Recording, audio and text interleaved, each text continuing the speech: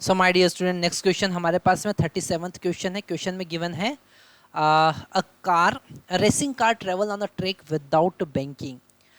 ये जो यहाँ पर वर्ड लिखा हुआ है विदाउट बैंकिंग, ये सबसे ज़्यादा इंपॉर्टेंट है जो हमको समझना है यहाँ पर।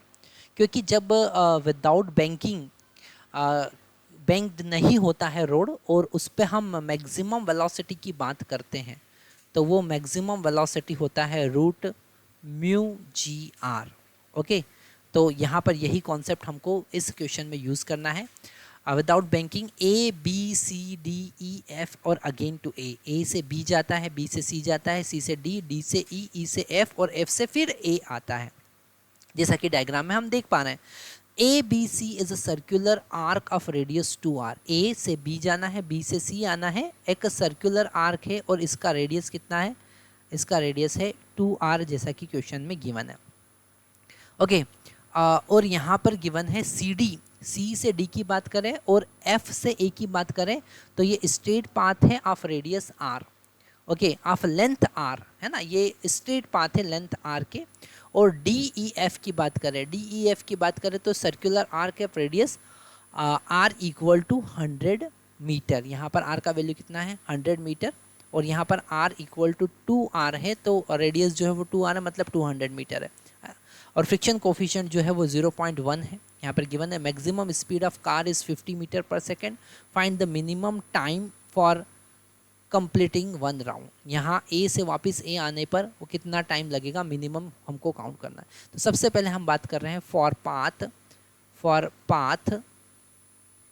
ए बी सी, है ना।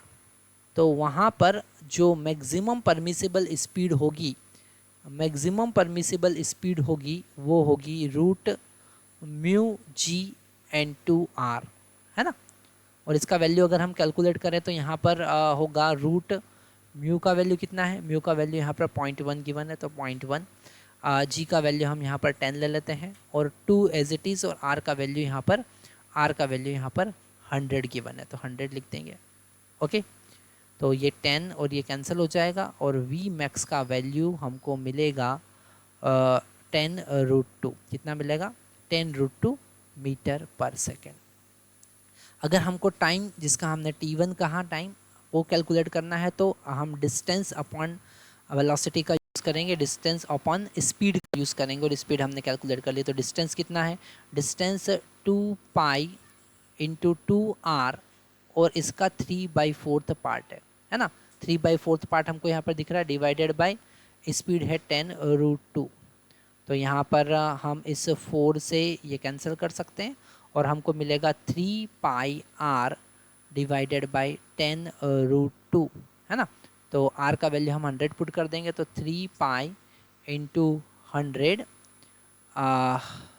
बाई 10√2, तो 10 से यहाँ कैंसिल हो जाएगा, मतलब 30π बाई √2। ओके, ये हमारा आया t1। और अगर हम t2 की बात करें, d टू f और f टू a, है ना, फॉर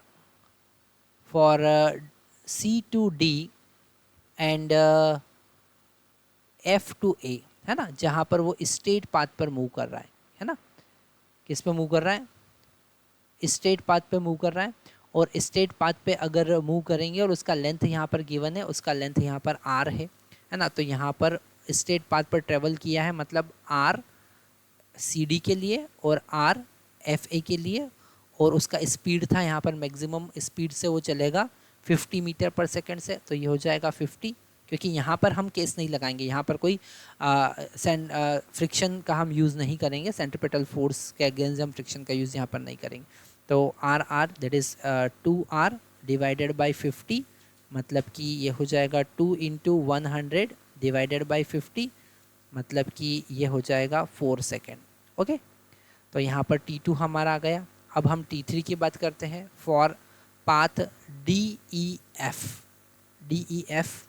तो यहाँ पर फिर से हम v मैक्स कैलकुलेट करेंगे, पर यहाँ पर रेडियस ऑफ कर्वेचर हमारा केवल r है, मतलब म्यू जी आर हम यूज़ करेंगे। म्यू का वैल्यू 0.1 गिवन है, जी का वैल्यू 10 और r का वैल्यू 100 गिवन है। तो यहाँ पर हमारा वेलोसिटी आएगा 10 मीटर पर सेकेंड।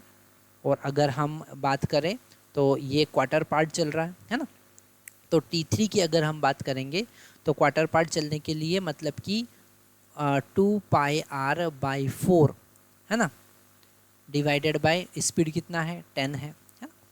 तो यहाँ पर क्योंकि ये क्वार्टर पार्ट चल रहा है, यहाँ से यहाँ तक का जो लेंथ होगा पाथ का वो कितना होगा, वो होगा 2πr/4 है ना, इसलिए जो लेंथ है वो डिवाइडेड बाय स्पीड। तो यहाँ पर हम इसको πr/20 लिख सकते हैं है ना, और r का वैल्यू कितना है 100, तो पाई इंटू 100 डिवाइडेड बाय 20 मतलब कि 5π। ओके, तो ये हमारा कुछ आंसर आया, इसको हम लिख सकते हैं 15√2π है ना। तो अगर हम टोटल टाइम की बात करें, तो यहाँ पे लिख लेते हैं टोटल टाइम। अगर हम टोटल टाइम की बात करें तो T1 plus T2 plus T3 है ना, मतलब कि T1 का वैल्यू कितना है, T1 का वैल्यू 15√2 इंटू पाई है, प्लस T2 का वैल्यू यहाँ पर कितना आया 4, प्लस T3 का वैल्यू कितना आया 5π है ना। इन सबको हमको ऐड करना है, वही हमारा आंसर होगा।